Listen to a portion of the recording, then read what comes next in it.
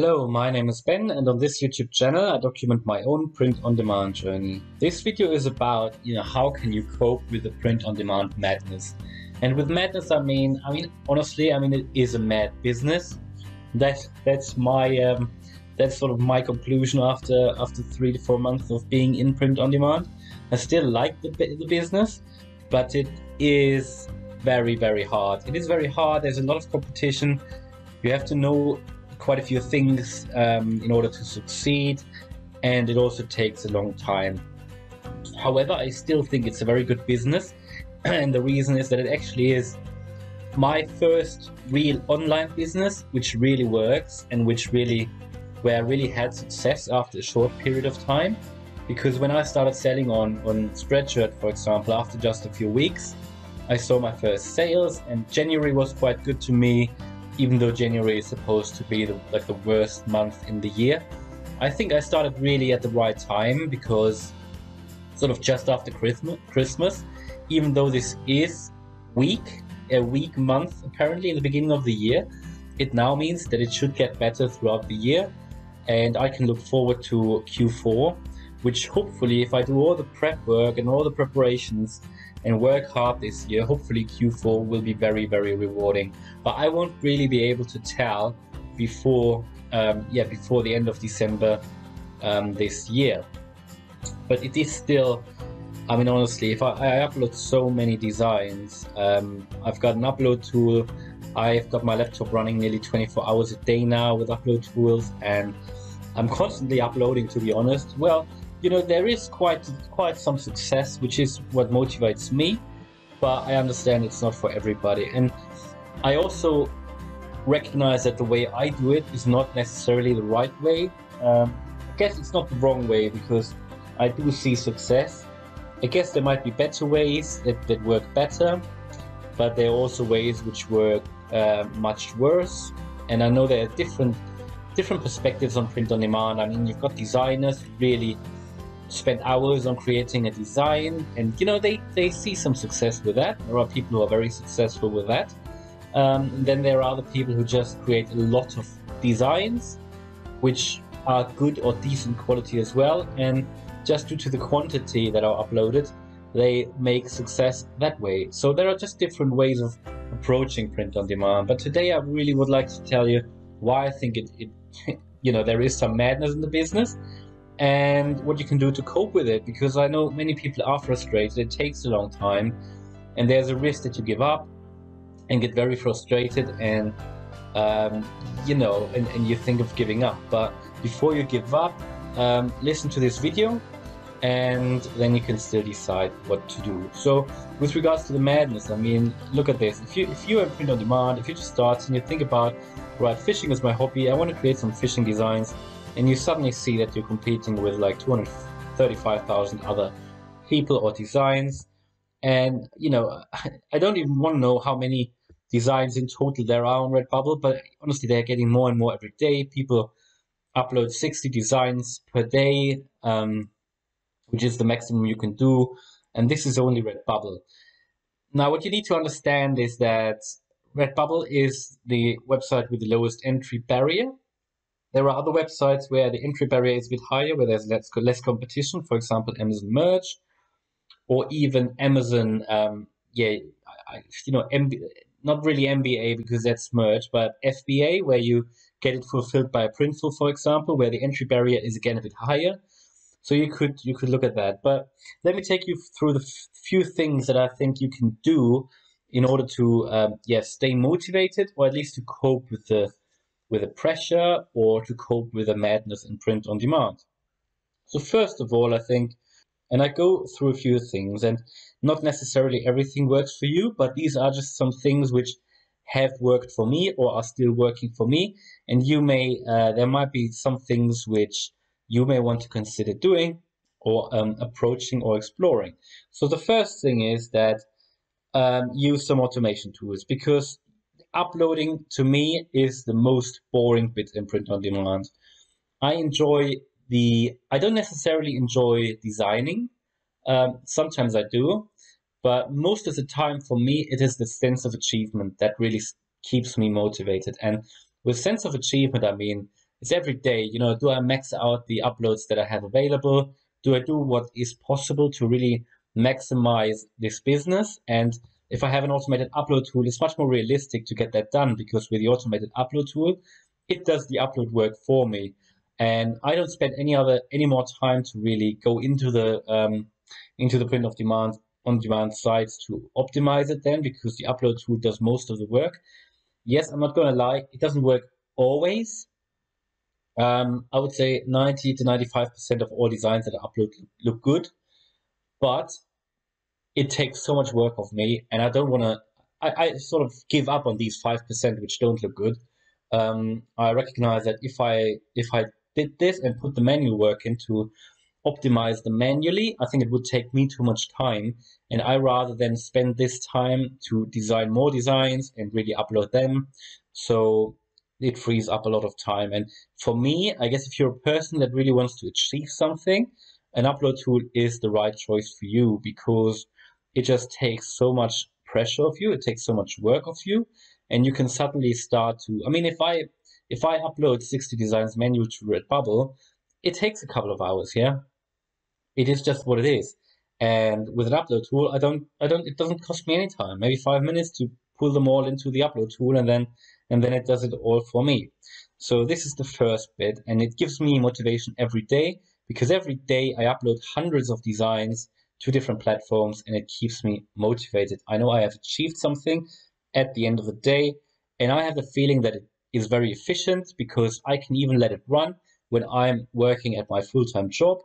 My wife just checks that my that my laptop doesn't overheat, and that's it. Now the next thing is, try KDP. If you're in print on demand and you get bored by it, maybe you want to try something slightly different, have a look at Amazon KDP.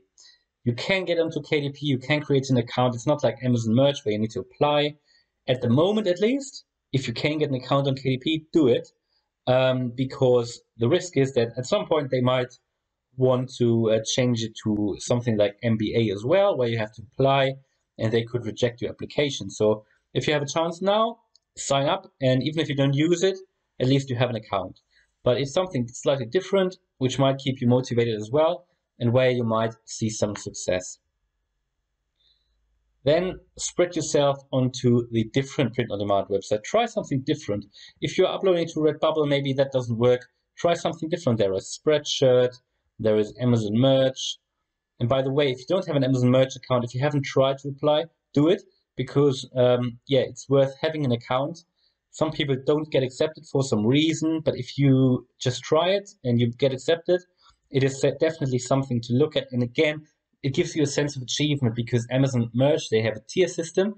So if you're tier 10 and then you see yourself getting to tier 20, to a tier 100, tier 500, it fulfills that sense of achievement as well, and that desire to achieve something. So that works really well for me. But then there are other websites like Society6, like Zazzle, like Tostadora, like Cafe Press, which I haven't tried yet, like Bonfire, or Fine Art America. And these are all good websites. There's also Threadless, but on Threadless and Shirty, there isn't so much organic traffic. However, you can try all of these, and if one of them bores you, you can try another one. Obviously, when you're using an upload tool like Flying Upload, you can try them all at once. They don't support Coffee Press, but they support all the other websites, and it just uploads to all of these websites. The next one is combine it. It takes quite long to see success on print on demand. However, I'm quite happy with the success I already see after 4 months. But what has worked really well to keep me motivated is to combine it with YouTube. So I share my learnings every day on YouTube, and I really talk on YouTube about what inspires me currently. It's not necessarily always something that makes sense on a certain day, but it is something that keeps me motivated, that I want to talk about, and I guess it's something that I want to share. So it keeps me motivated as well. If I would put some pressure on me to say, I need to talk about this today, I need to talk about that today, it would take the fun away, and it wouldn't keep me motivated. But if you do print on demand, why not open a YouTube channel and just document your journey? You will get some followers, where again you can see some achievement. And I mean, I started YouTube end of December, and I already have nearly 600 subscribers, and this is so good. This is so amazing because very soon I'll have 1,000 subscribers, and it will just increase going forward because I am persistent. I upload every day.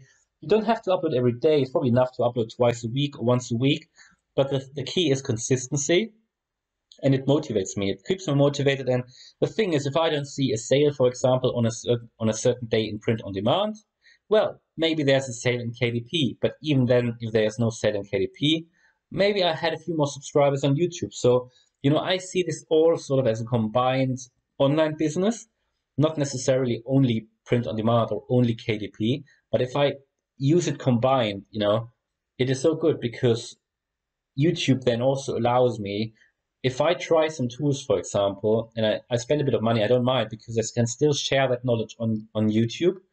So it is really something that I recommend that you open a YouTube channel. I know it's not for everybody, but also I don't really have I pretty much have a faceless YouTube channel here. So if you don't want to get in front of the camera, you don't need to. And for me, it's just because it's easier just to record my screen. That's why I do it. But it is really handy and it is really motivating. Now let's get to a few of the other things that might be useful. So first of all, don't put too much pressure on yourself. Give yourself a break, right? If you're on a full-time job or if you study, maybe you just need a break after studying, after coming home. Don't really, don't force yourself to spend 3 hours every evening to do print on demand. Maybe only half an hour, maybe an hour. Give yourself a break. I think that is important from time to time. However, I always also want to say that you have to be consistent. Now, when I do print on demand research or work on my print on demand business, I normally let either some music run in the background or whatever, Netflix or a movie or a TV show, because this is what keeps me motivated as well. It doesn't at all feel like work then, because I can enjoy my favorite Netflix show or my favorite movie while I work. And, it's not something I need to focus on really, so I can still listen to the movie or still watch it while I do something in parallel. So I really enjoy that. It doesn't really feel like work when I do print on demand. And then go into the niches that you really like. I think if you go into niches that, for example, here, like the fishing niche, if that is something that motivates you, just do it. You don't necessarily need to go into sub niches, even though that's recommended. But honestly, I also had sales with some very generic niches, like the running niche. I had sales with kayak niche, very generic niches, not really any sub niches. It still works. It might take a bit longer and you might see less sales, but if that motivates you and if you then enjoy designing, just do it. So you don't necessarily need to go for trends. You can just go for evergreens, and you can also try the broader niches. You might just need to create a few more designs then to see some success. But if that prevents you from giving up, why not? And then again, do what's fun. If a certain niche, if you like that, just do it. And then pretty much, I already touched on that. Just be persistent, carry on, do a little bit every day, or have your routine in place. So that's really good. So the last thing that I want to say is you need to have goals. And with goals, I don't necessarily mean that you say, oh, I want to earn $500 a month. No, with goals, I mean that you have to have a bigger purpose, and that is very important. So for example, I have a vision board. On that vision board, I've got photos of my targets, my goals, and something I want to achieve. And if I struggle on a certain day and I really don't want to do anything for print on demand, I always think about my goal, and it is something that highly motivates you, that I have some emotion associated with it, and it immediately motivates me. It is something that I desperately want to achieve, and I know with print on demand and passive income and my other passive income streams, I'm going to achieve that, and that just keeps me going. So you need to know why you're doing this. If I didn't have that bigger goal or bigger purpose, that I know about, then I probably wouldn't carry on with print on demand. It would just be very difficult. I would struggle. I would think, maybe it's easier to do something different. But I just know that print on demand will help me get there, and YouTube as well, and my affiliate websites as well, and my dividend stocks as well. All of this combined will help me get there. So if you have that big of goal and bigger purpose, it will help. You don't necessarily need to write your goals down. I think if you have something like a vision board where you can visually see what you want to achieve, like, if you want to get a car, just print that photo out and stick it on the vision board. If you want to live somewhere, just find a photo of that house and stick it on the vision board, and it really helps. And I did that vision board a year ago, and funny enough, a year ago I didn't have any passive income stream, and on that vision board I put the idea of getting passive income. And I put 7 ways of doing passive income onto that vision board. And I kind of forgot about it for half a year or so. And I just checked it a few days ago. And actually, from these 7 income streams, I now have 6. So that is so amazing. And I didn't really think of it a lot. I didn't really think about it a lot. I just had it on my vision board, and it works. So that's really all I wanted to talk about today. I hope you liked the video. If you did, then please smash the like button, also the notification bell. And if you want to follow me on my print on demand journey, then please subscribe to the channel. Also, bear in mind, I've created a second YouTube channel, on which I document my passive income journey, not only print on demand, but my wider passive income journey, which includes my rental business, other things like the affiliate websites or my online businesses that I'm running. And if you're interested to learn more about that, then check the other channel out. I have a link in the description, and I hope I'll see you in the next video. Thank you very much. Bye.